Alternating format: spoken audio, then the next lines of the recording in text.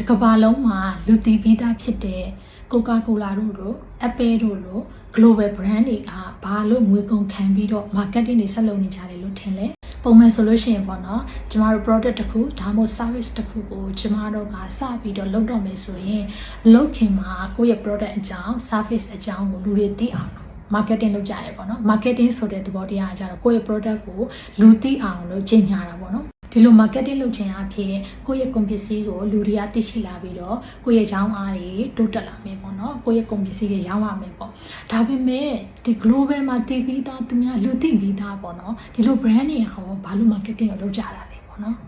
သူတို့လုပ်ရတဲ့အကြောင်းရှိပါတယ်ပထမဆုံးတစ်ချက်အနေနဲ့ကကြတော့ thought of my awareness ပေါ့နော်လူတွေရဲ့စိတ်ထဲမှာသူတို့ brand ကိုဆွဲမြဲစေချင်တာပါ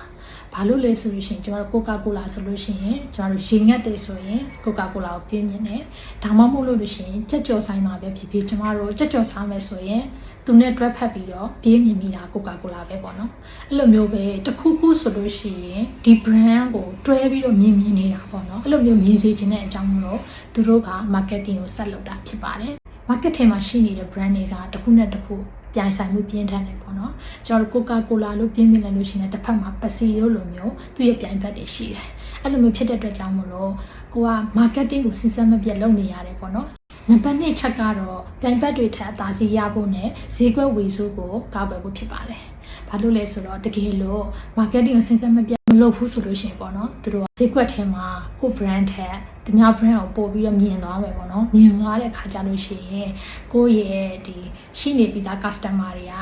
ကတခြားဒီ brand တွေရဲ့ customer ဖြစ်သွားနိုင်တယ်ပေါ့နော်အဲ့ဒါကြောင့်မလို့ marketing ကိုဆက်လုပ်တာဖြစ်ပါတယ်